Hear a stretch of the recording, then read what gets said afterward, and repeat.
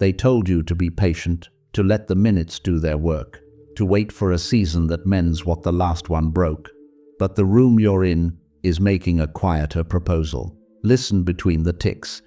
There is a softness there, a pressureless presence, like the ocean resting inside a seashell. It leans closer than your name to your breath and says, I have never been late. Your shoulders, so loyal to gravity, consider standing differently. Colors sharpen by a shade. The hum of the world changes pitch, as if a hidden instrument just joined the band. You thought life was a road, and you were a traveler crossing it with sore feet and good intentions. But roads exist inside landscapes, and landscapes exist inside sight. Shift the seer, and every map redraws itself. In front of you is a gallery of living mirrors. One shows the you who bargains with yesterday, revising scenes as if the past were a contract that can be renegotiated. Another holds the you who courts the next hour, like a lover who never arrives. A third stands very still. The eyes are bright, unhungry. Nothing is missing there, not because the world is perfect, but because presence has replaced permission slips. You do not reach that mirror by walking, you enter it by tuning. Each version is a frequency already playing in the field, a room with its own weather, waiting for the key of your attention. Your attention is not a flashlight, it is a note. When the note is coherent, when thought and feeling hum, the same tone the room that matches it becomes audible. Walls you swore were load-bearing turn to air.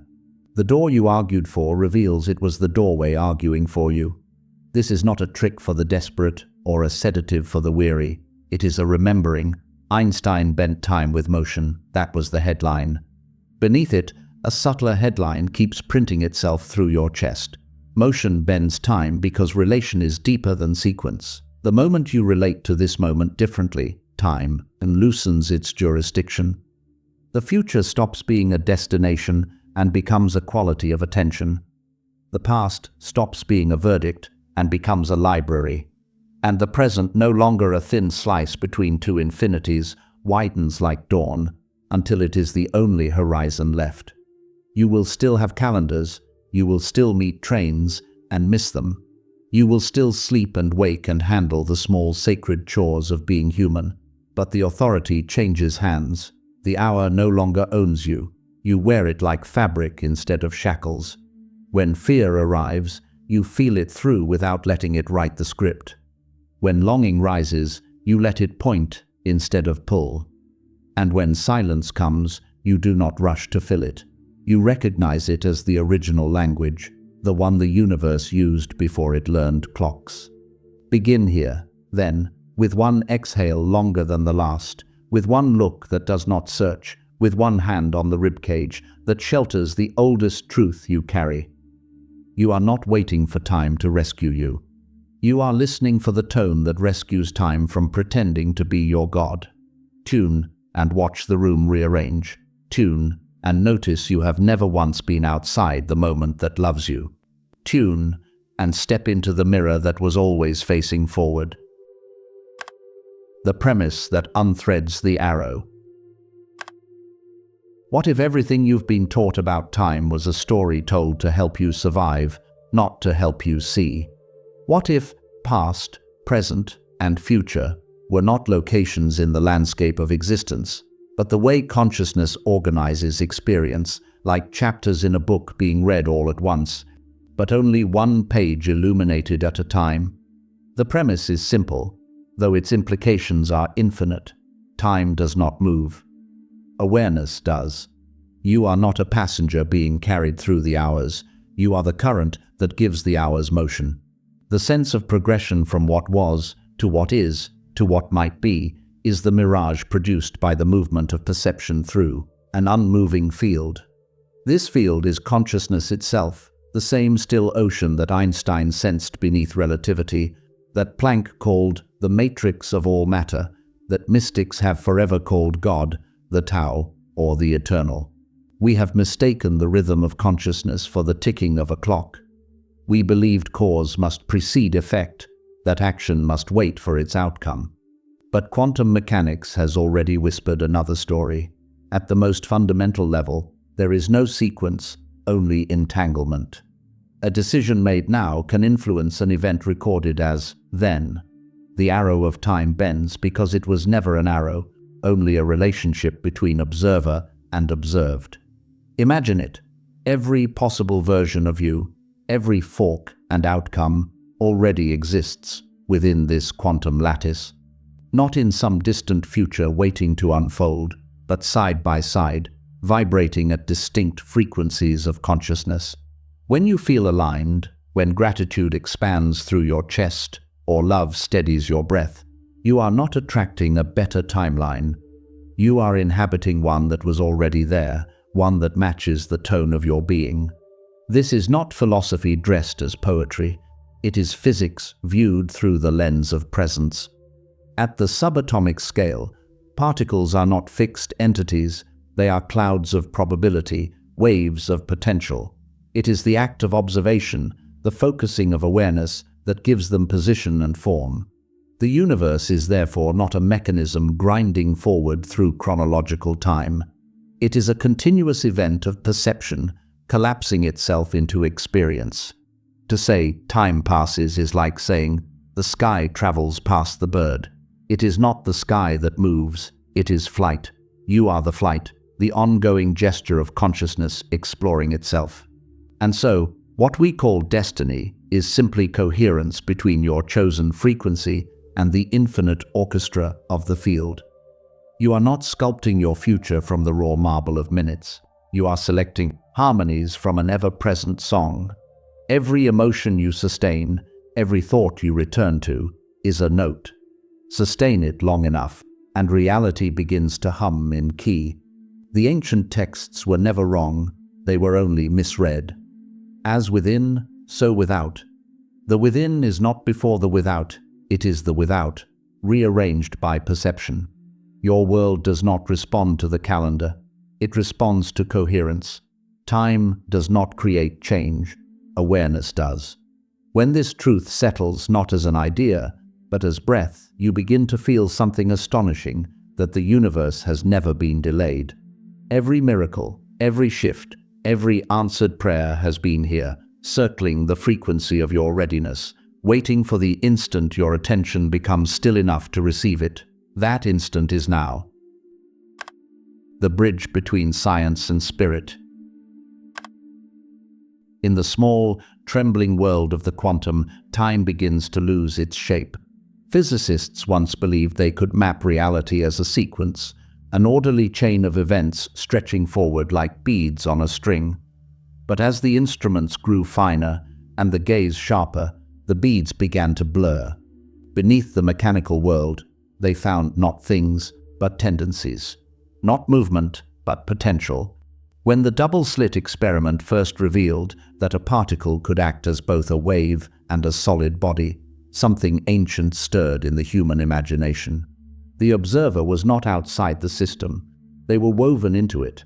Every act of observation, every moment of attention determined the outcome. Matter did not exist until it was seen. It existed as possibility waiting for consciousness to choose its costume. At this level of creation, time ceases to behave like a corridor. Instead, it behaves like an atmosphere, fluid, elastic, intimate with awareness. David Bohm called this the implicate order, a reality in which all things are enfolded within one another, their distinctions meaningful only at the surface. To change any part of the system is to send vibration through the whole. The heartbeat that shifts in your chest ripples through this invisible web, rearranging probabilities in ways no instrument can yet measure, but every soul can feel. This is not mystical exaggeration. The HeartMath Institute has measured the electromagnetic field generated by the human heart, its reach extending several feet beyond the body, influencing others and being influenced in return. When emotion is chaotic, the field is jagged. When emotion becomes coherent through love, compassion, or gratitude, the signal smooths into harmony.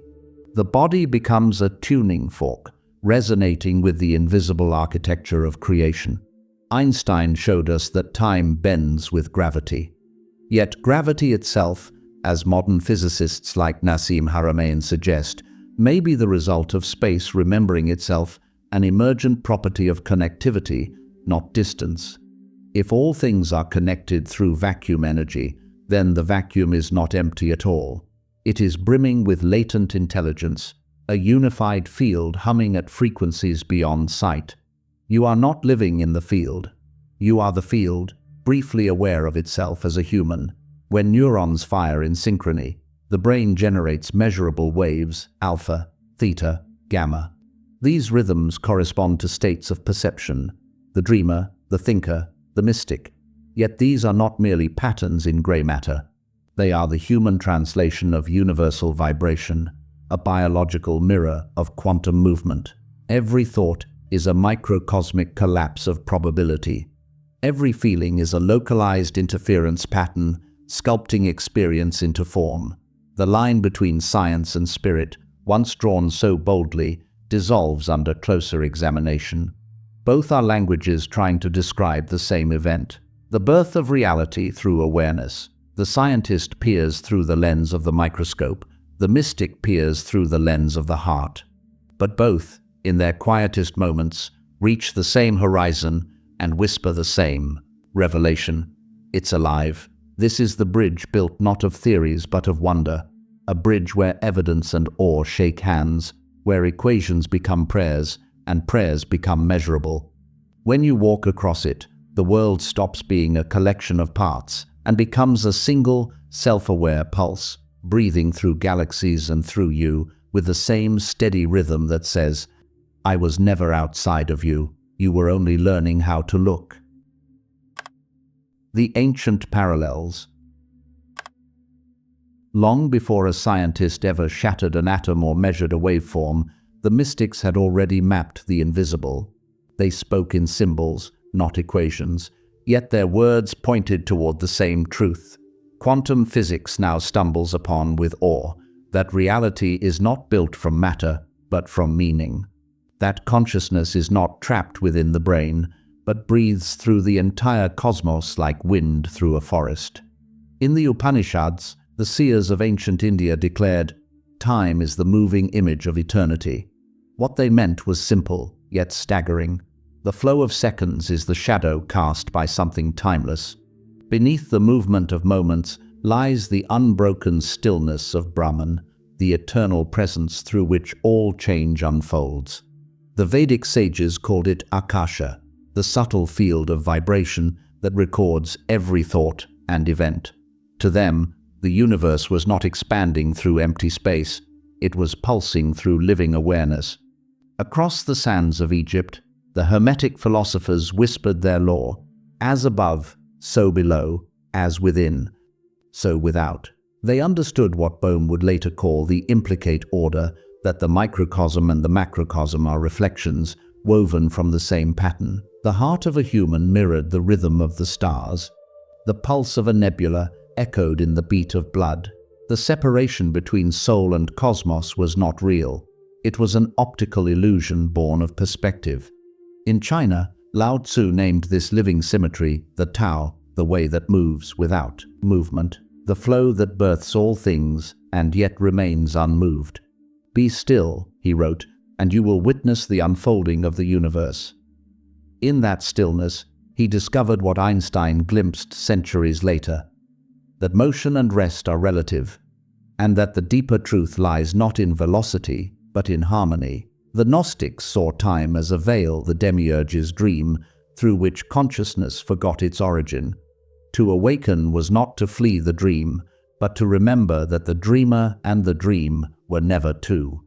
And Plotinus, standing at the twilight of ancient philosophy, wrote of the one, a source so complete that all things emanated from it, the way light emanates from the sun.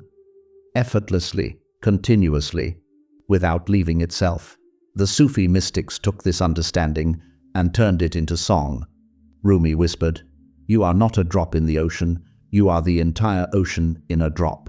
Each breath, he said, is a miniature Big Bang creation, renewing itself within the lungs of the infinite.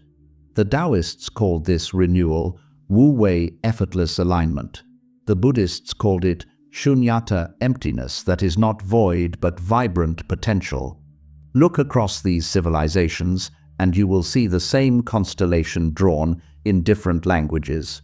Every mystic, philosopher, and poet who touched the edge of reality reported the same vision, that time is a mask, and behind it, eternity watches quietly through your eyes. They did not have particle accelerators or quantum equations. They had stillness, breath, and attention. Yet they reached the same revelation modern science now proves in its own dialect, that reality rearranges itself around the state of the observer, that consciousness and cosmos are two sides of the same mirror. The ancients built temples for this truth. Today we build laboratories.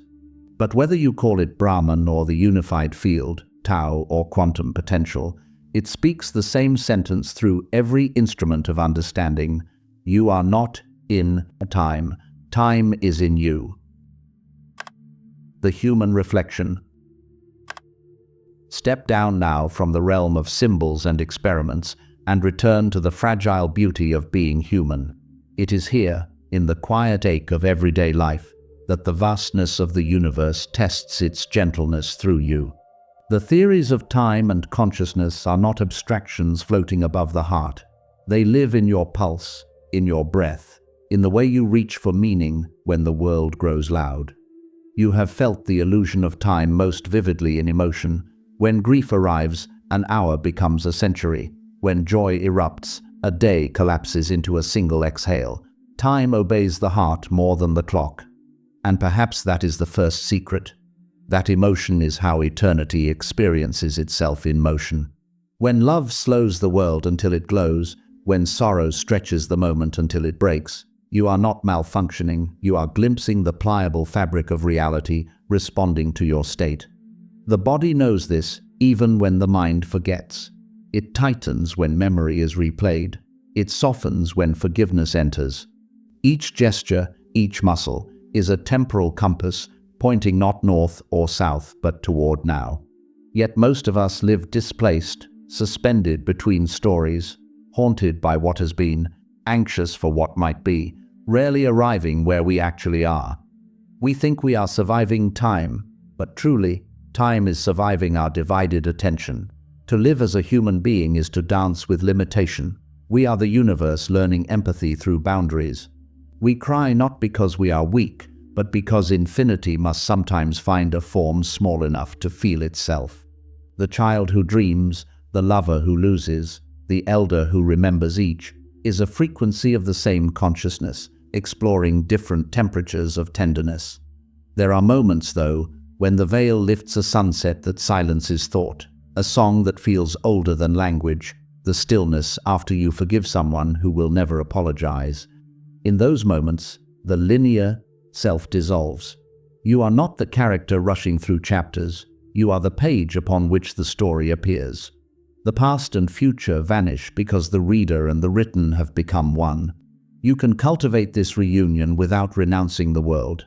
It does not require withdrawal or perfection-only presence. To wash a dish slowly enough to feel the water, to speak a word kind enough to realign the day, to pause before reacting and watch the storm pass through without claiming your name. These small acts are not insignificant, they are sacred experiments.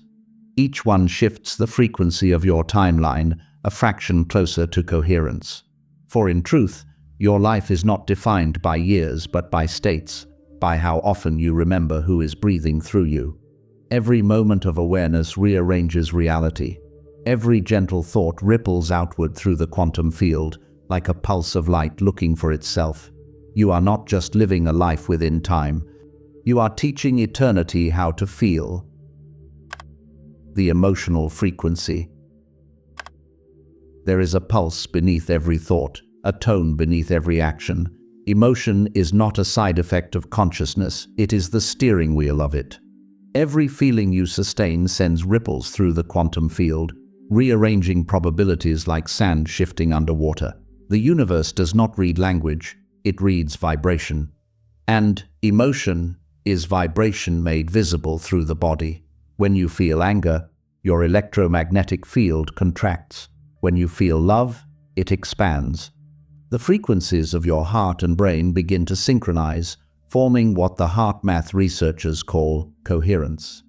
In coherence, the electrical waves of your body merge into harmony, and that harmony broadcasts far beyond the flesh.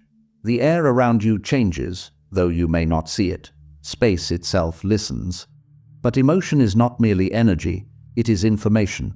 Each feeling carries data about the way your consciousness interprets reality. Fear says, "I have forgotten who I am." Gratitude says, "I remember." The body translates these messages into chemistry, neurotransmitters, hormones, and electrical signals that shape how you perceive the next moment. Thus, your inner weather becomes the architect of your external sky. The old traditions understood this long before it was measurable. The yogis spoke of rasa, the essence or flavor of experience that colors perception. The Taoists spoke of shen, the radiant spirit that flickers bright or dim depending on emotion. And the mystics of every lineage taught the same lesson through different metaphors. To feel is to create. To feel consciously is to create consciously. In this light, emotion becomes sacred technology. It is how the infinite navigates its own dream. Every pulse of joy or sorrow is a signal in the grand circuit of being, guiding awareness toward balance. When you suppress emotion, you do not become spiritual, you become static. When you let emotion flow with awareness, you become musical. Think of the heart as both drum and compass. Each beat sets rhythm to your timeline. Each rhythm tells the field which world you are inhabiting. You cannot chant affirmations of peace while vibrating in anxiety and expect the field to understand words over tone. The language of creation is frequency. Coherence is fluency in that language. When you wake, before thought begins, there is a small space where your body hums quietly. Listen there. Notice the flavor of that hum, tense or open, hurried or calm. That is the frequency you are broadcasting into the field. You can recalibrate it gently, a breath drawn deeper, a thought softened by curiosity, a single act of kindness extended without transaction. Each adjustment, however small, sends a new waveform into the matrix of existence. Do not mistake emotion for weakness. It is the interface between spirit and matter, the sacred bridge through which infinity becomes tangible. Your tears are not proof of limitation. They are droplets through which the ocean recognizes itself. When you begin to live as an emotional scientist, observing without judgment, feeling without drowning, you start tuning reality the way a musician tunes strings. Each time you choose love over fear, gratitude over resentment, presence over panic, the vibration of your being changes pitch, and reality, ever faithful, shifts its melody to match. Emotion is not what happens to you, it is what happens through you. It is how the universe speaks in first person. And when you listen deeply enough, you'll hear the hidden translation in every heartbeat. I am the field, remembering itself. The deep dive. Close your eyes for a moment and imagine descending not into darkness, but into depth. Beneath the surface of thought, beneath the reflex of emotion, there is a silence so dense it vibrates. This is not empty space, it is potential unobserved. It is the ground state of being, the zero-point field where every version of you already exists, waiting for the instrument of your awareness to strike a note. In ancient symbolism, the soul's journey was often described as a descent before a rise. The alchemists called it nigredo, the blackening a return to the formless so that new form could be born. Physicists would later find their mirror image of this process, the collapse of the wave function, where infinite probabilities resolve into one lived experience. The mystic and the scientist are describing the same ceremony from different seats in the same cathedral. Here, in this descent, you begin to see the architecture of your own consciousness as a sevenfold pattern, like 7 mirrors within a single flame, each reflecting a law of the cosmos. The first mirror is identity. It whispers, "You are not the story you tell, but the silence that tells it." Every thought about who you are, child, lover, failure, seeker, is only a garment. You can remove it without losing warmth. When you sit still enough, you feel the being who was here before the costumes. The second is polarity.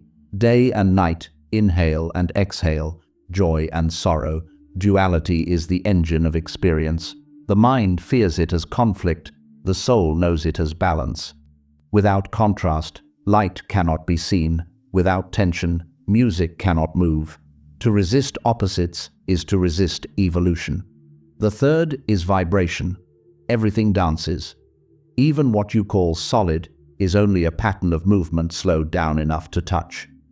The Hermetic text said, "Nothing rests, everything vibrates." Quantum mechanics nodded in agreement centuries later. When you alter your emotional frequency, you alter your access to parallel possibilities already humming beside you. The fourth is correspondence. As within, so without. The outer world is not separate, it is your internal condition made visible. The universe is not happening to you, it is happening through you.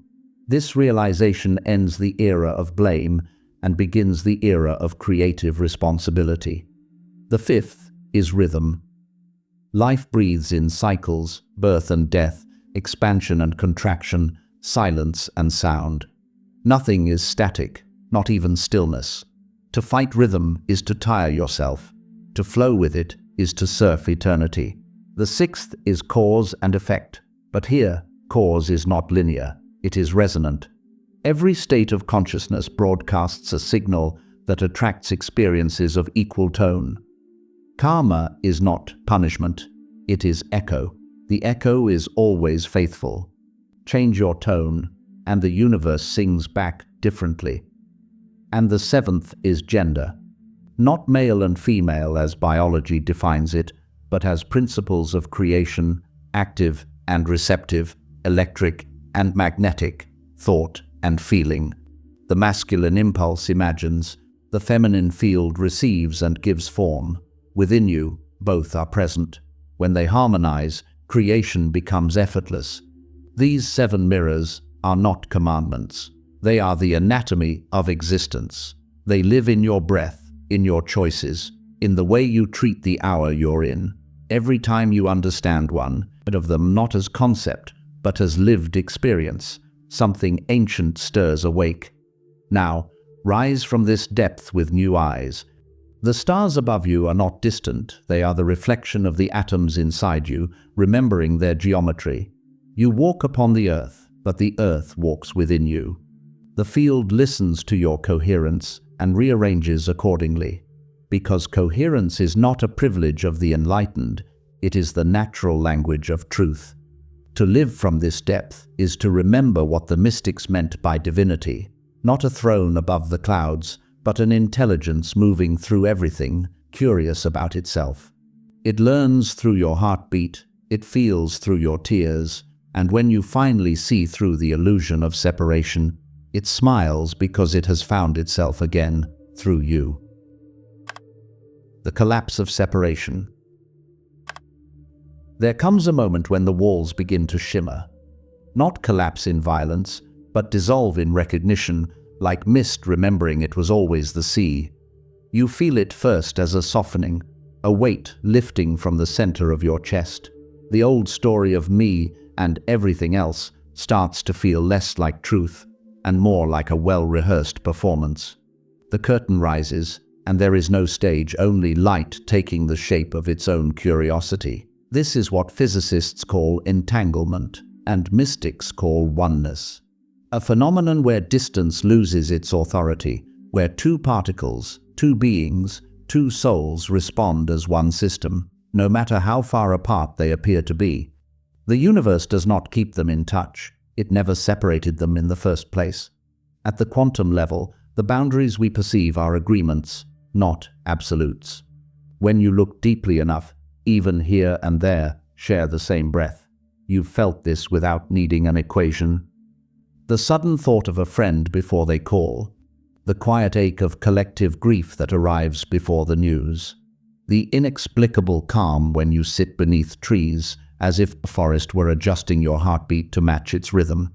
These are not coincidences. They are coherence expressing itself through relationship. Life, in all its forms, is entangled with itself. The illusion of separation was useful once it allowed consciousness to explore contrast, to learn individuality, to sharpen compassion through difference. But like a child who outgrows training wheels, humanity is ready to remember balance without division. This remembering does not erase the self, it refines it. You remain distinct, but no longer disconnected. The drop no longer competes with the ocean, it becomes aware of being the ocean in motion. In this collapse of separation, love ceases to be a transaction. It becomes recognition. I see myself in you. Forgiveness loses its drama, for there is no one left outside your understanding. Even pain changes texture, it becomes information, guiding awareness back toward coherence. You begin to realize that every encounter, pleasant or painful, was an interaction between frequencies seeking alignment. The universe was never punishing or rewarding you. It was mirroring your signal with impeccable honesty. Time, too, loosens its grip here. Without the story of separation, there is no longer a line stretching from then to someday. There is only simultaneity, an eternal unfolding where every possibility already exists, awaiting resonance. The past is not behind you. It is stored as vibration within your field, ready to be rewritten by a single act of understanding. The future is not ahead. It blooms from the quality of awareness you hold now. This is why miracles seem to occur out of nowhere. They don't come from nowhere, they emerge from now, here. Once the mind stops dividing space and labeling time, the field can rearrange itself instantly. What was once impossible simply becomes inevitable. And in that realization, you discover what the ancient masters and modern scientists have been trying to say in their own languages. There was never a border between the observer and the observed. There was only consciousness, watching itself through infinite eyes, dreaming infinite dreams, until one day one of those eyes opens and the dream remembers it was always awake. The integration. Awakening is not the end of the human story. It is the beginning of a deeper honesty. Once you glimpse the unity behind all things, the temptation is to escape the world, to stay dissolved in the light where nothing can wound you. But the true experiment begins when you return, when you let infinity wear your hands again. When you walk through the grocery aisle, knowing the same consciousness that paints galaxies is choosing fruit through your fingertips. Integration is the art of remembering the truth while still loving the illusion. It is not about rejecting form, but sanctifying it. To the awakened heart, dishes are no longer chores, they are rituals of reflection. Each plate glistens with starlight, each drop of water carries memory from ancient clouds. You begin to sense that nothing is ordinary because nothing is separate, yet the integration is not always serene. Sometimes, awakening feels like burning. The old self, constructed from fear, comparison, and habit, tries to reclaim its throne. The ego was never evil. It was the scaffolding consciousness built to hold itself upright while it forgot. Now that remembering has returned, the scaffolding shakes. It resists dissolution because it equates it with death. But integration is not death, it is inclusion. The awakened one does not kill the ego, they invite it to rest. This is where humility enters as a companion. You learn to bow not before gods or gurus, but before the raw, unfinished nature of being human. You realize that divinity did not come to you, it was always you, hidden beneath the very flaws you once tried to transcend. Every emotion, every mistake, every doubt is reclaimed as a fragment of the whole. When the field rearranges around this acceptance, coherence deepens. The inner and outer worlds begin to dance in synchrony, each bowing to the other's reflection. You start to speak differently, not softer, but truer. Words fall from you like leaves rather than arrows. You no longer defend your beliefs as monuments. You offer them as bridges. Listening becomes prayer. Action becomes meditation. Even stillness has motion within it. like the quiet sway of a tree in wind. Science might call this new coherence entrainment, systems synchronizing to a dominant rhythm. Mystics call it grace. When your heart and mind vibrate in harmony, the people around you feel it. Even if they can't name it, they breathe easier in your presence because the frequency of your being organizes the field around them. You have stopped seeking light and started radiating it. Integration is not perfection, it is participation. It is knowing you are both wave and ocean, both silence and sound, both infinite and finite, and loving the paradox rather than solving it. You still feel sorrow, but it no longer defines you. You still feel joy, but it no longer distracts you.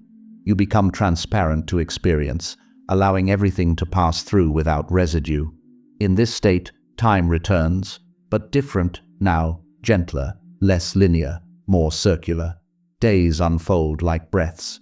Each sunrise feels like a continuation of the same eternal dawn. You understand that enlightenment is not an escape from the world, but an embrace of it so complete that even suffering finds its rightful place as teacher. And this, finally, is embodiment.